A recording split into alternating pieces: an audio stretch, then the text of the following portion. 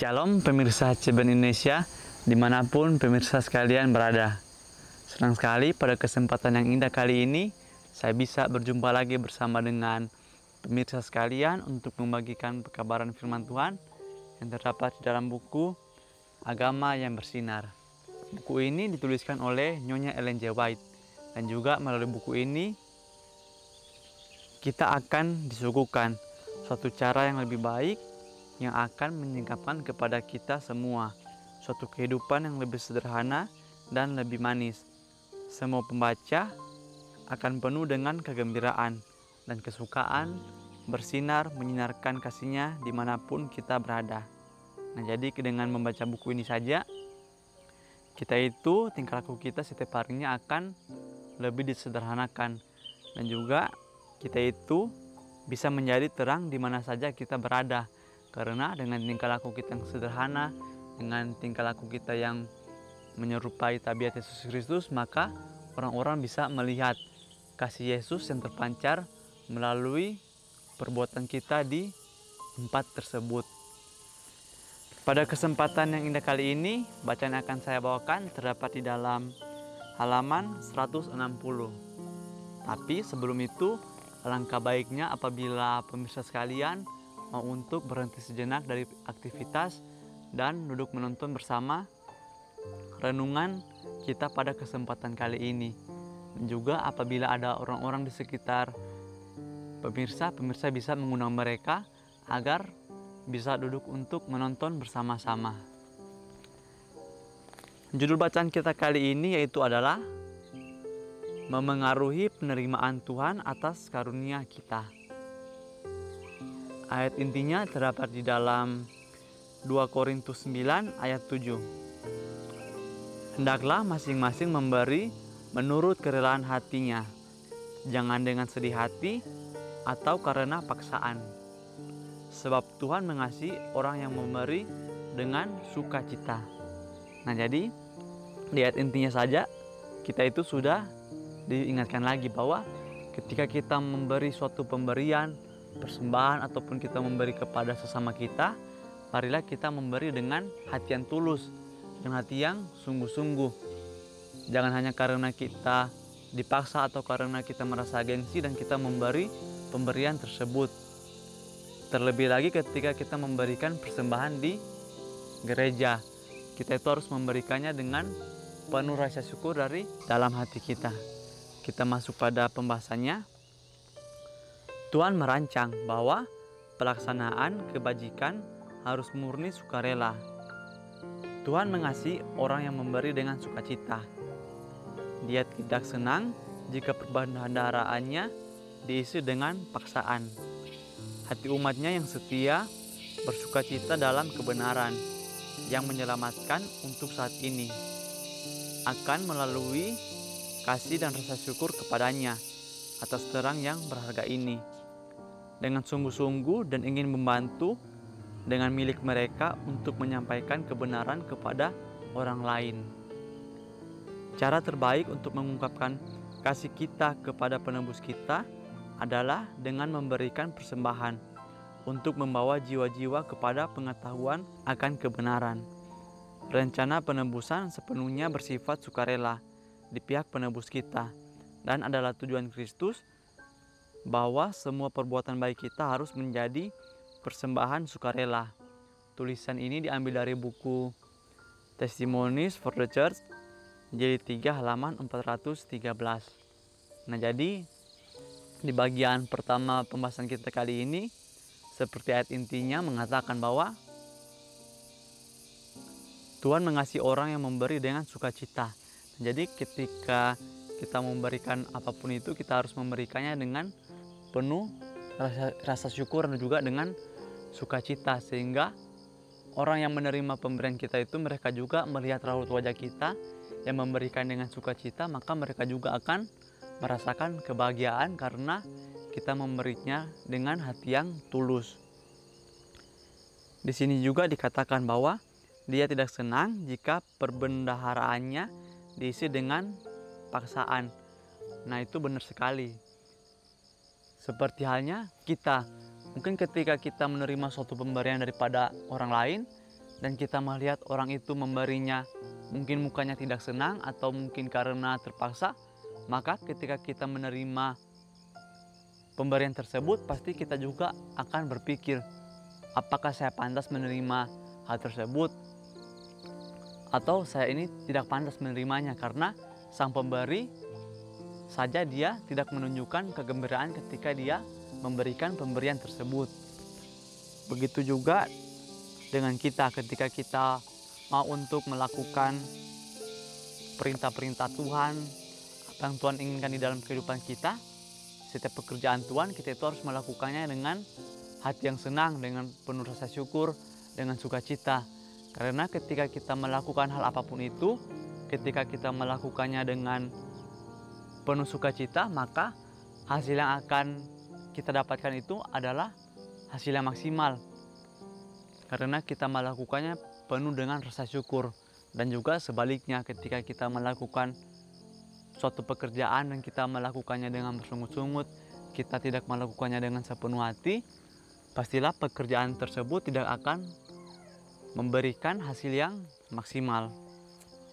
Penebus kita memberikan persembahan untuk membawa jiwa-jiwa kepadanya.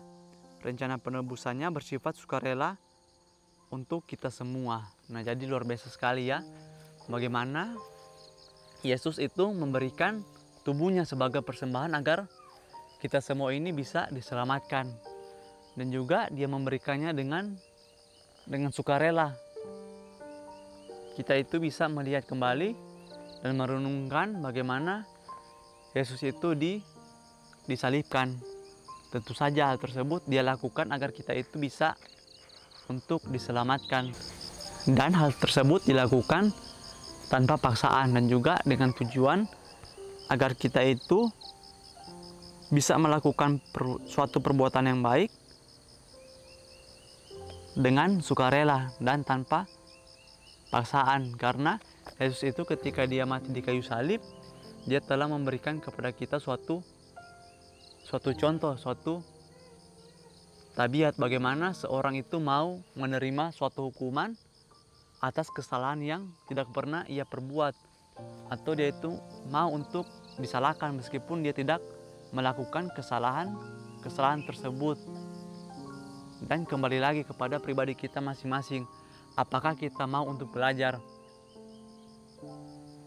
menerima suatu hukuman meskipun kita tidak melakukan kesalahan di dalam kehidupan kita. Contoh yang bisa saya berikan adalah, apakah ketika kita menyelesaikan suatu pekerjaan yang ditugaskan kepada kita, dan ketika pekerjaan itu selesai, ketika kita melihat ada teman kita yang masih sibuk, apakah kita memiliki hati untuk mau membantu orang tersebut, atau kita memilih untuk membiarkan karena pekerjaan itu bukan pekerjaan kita. Dari situ kita itu harus belajar, apakah kita sebagai pengikut Tuhan, kita mau untuk memiliki hati yang mau untuk membantu orang-orang yang membutuhkan pertolongan, atau kita hanya sibuk untuk mengurus setiap pekerjaan kita sendiri. Kemakmuran rohani erat kaitannya dengan kedermawanan Kristen. Pengikut-pengikut Kristus harus bersuka dan menyatakan kehidupan penebusnya. Sementara mereka memberi kepada Tuhan, mereka mempunyai kepastian bahwa harta mereka mendahului ke istana surga. Nah, jadi di sini ada suatu sukacita ya.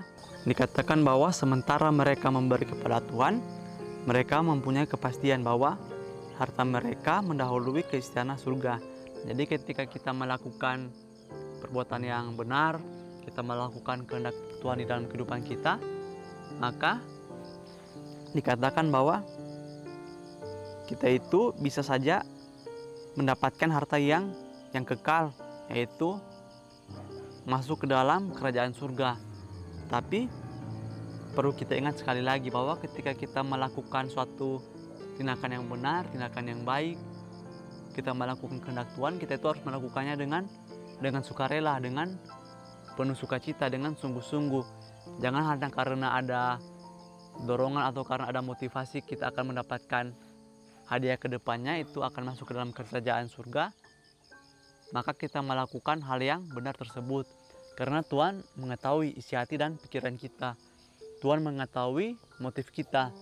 Apakah kita melakukan sesuatu yang benar karena kita mengharapkan imbalan, atau kita melakukan sesuatu yang benar itu karena memang begitulah yang seharusnya. Kita melakukan sesuatu yang benar itu dengan sukarela dan juga tanpa paksaan. Apakah manusia menjadikan milik mereka aman? Biarlah mereka menaruh itu di tangan yang menanggung tanda penyalipan. Nah, jadi kita itu harus memberikan kehidupan kita itu ke dalam tangan Yesus. Karena apabila kita hanya menggunakan hikmat kita saja, kita hanya menggunakan kemampuan kita menggunakan pemikiran kita untuk menjalani kehidupan kita, mungkin sekarang kita akan merasa aman-aman saja. Tapi kedepannya itu kita tidak tahu apa yang akan terjadi kedepannya di dalam kehidupan kita. Tetapi ketika kita mau untuk menaruh beban kita mau menaruh kehidupan kita ke dalam tangan Tuhan, maka Tuhan itu akan menjamin kehidupan kita. Tuhan itu akan memberikan kepada kita suatu keadaan yang terbaik untuk kehidupan kita. Jadi kita itu tidak perlu ragu lagi apa yang akan kita hadapi ke depannya, karena Tuhan itu mengetahui apa yang akan terjadi di masa depan kita masing-masing. Apakah mereka menikmati harta mereka? Biarlah mereka menggunakannya untuk mendatangkan berkat kepada orang yang berkekurangan dan yang menderita. Nah, jadi di sini diberikan lagi suatu pertanyaan, apakah kita itu menikmati harta kita? Nah, jadi di sini Tuhan itu memberikan kepada kita berkat bukan untuk kita menikmatinya untuk diri kita sendiri saja, tetapi kita itu harus melihat lagi di sekeliling kita, apakah ada orang-orang yang mungkin lebih membutuhkan berkat tersebut. Jadi Tuhan itu menempatkan orang-orang tersebut agar kita itu memiliki kepekaan, memiliki rasa untuk membantu orang-orang yang lebih membutuhkan di dalam kehidupan kita. Apakah mereka akan menambah milik mereka? Biarlah mereka memperhatikan perintah ilahi. Muliakanlah Tuhan dengan hartamu dan dengan hasil pertama dari segala penghasilanmu. Maka lumbung-lumbungmu akan diisi penuh sampai melimpah-limpah, dan bejana pemerahanmu akan meluap dengan air buah anggurnya. Amsal 3 ayat 9 dan 10. Nah, jadi kita itu harus menggunakan apa yang kita punya itu untuk kepujian dan kemuliaan nama Tuhan saja, dengan cara kita membagikan apa yang kita miliki untuk memajukan pekerjaan Tuhan dan juga untuk membantu orang-orang yang membutuhkan. Maka ketika kita melakukan hal tersebut, Tuhan itu akan memberikan kepada kita berkat yang lebih lagi. Dan ketika kita mendapatkan berkat yang lebih, kita menggunakan berkat tersebut untuk lebih banyak melakukan pekerjaan Tuhan. Kita melakukannya untuk kemuliaan nama Tuhan dengan cara kita membantu orang-orang yang membutuhkan, maka Tuhan itu akan memberikan kepada kita yang lebih lagi. Dan begitu juga seterusnya. Biarlah mereka berusaha menahan harta mereka untuk kepentingan diri, dan itu akan mengakibatkan kehilangan mereka yang kekal. Tetapi biarlah harta mereka diberikan kepada Tuhan, dan mulai pada saat itu Ia akan menanggung prasastinya. Harta itu dimeteraikan dengan kekekalannya. Tulisan ini diambil dari buku Alfa dan Omega jilid 7 halaman 279. Nah, di akhir pembahasan kita kali ini dikatakan bahwa akan celaka apabila kita itu berusaha untuk menahan harta kita itu untuk kepentingan diri kita sendiri. Nah, jadi ketika kita menggunakannya untuk kepentingan kita sendiri, maka kita itu akan menjadi manusia yang hilang dan manusia yang tidak akan pernah bersyukur atas apa yang kita dapatkan. Contoh yang saya bisa berikan yaitu adalah mungkin ketika kita memiliki suatu berkat berupa pendapatan yang lumayan atau sedikit besar.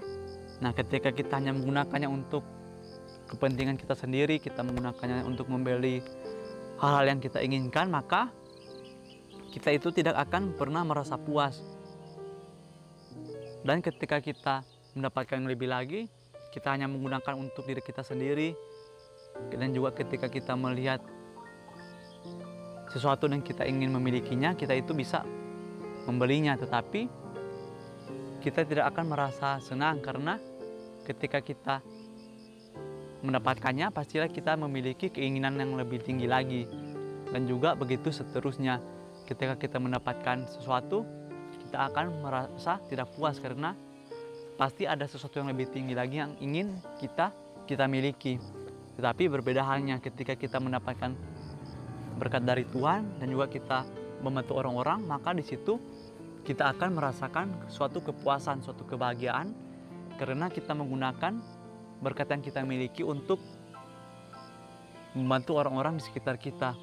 Jadi meskipun hanya sedikit, tetapi apabila kita mau untuk berbagi, maka pastilah Tuhan akan memberikan suatu kebahagiaan dalam diri kita masing-masing. Di sini juga dikatakan bahwa harta yang mereka berikan kepada Tuhan itu, Tuhan akan memeteraikannya dengan kekekalannya. Nah, jadi ketika kita mendapatkan sesuatu dan kita gunakan untuk pekerjaan Tuhan, maka kehidupan kita ini pasti akan diberkati karena Tuhan itu melihat motif kita, apa yang kita lakukan, apa yang kita berikan kepada orang-orang di sekitar kita. Tuhan itu mengetahui segalanya, sehingga Tuhan itu pasti akan menjaga kehidupan kita. Dan kita itu tidak akan berkekurangan di dalam kehidupan kita ketika kita menggunakan apa yang kita miliki untuk membantu orang lain dan juga kita melakukan pekerjaan Tuhan setiap harinya. Mungkin ini saja yang bisa saya sampaikan pada kesempatan kali ini. Kiranya melalui bacaan kita kali ini yang berjudul memengaruhi penerimaan Tuhan atas karunia kita, yaitu adalah kita itu bisa menggunakan setiap talenta kita untuk membantu orang-orang yang membutuhkan. Dan juga kita menggunakan apa yang Tuhan berikan itu bukan hanya untuk diri kita sendiri, melainkan kita itu harus mengembalikannya untuk setiap pekerjaan Tuhan yang ada di dunia ini. Sampai bertemu lagi di pembahasan-pembahasan berikutnya. Saya bawa dalam nama Tuhan Yesus. Terima kasih. Amin. Tuhan Yesus memberkati.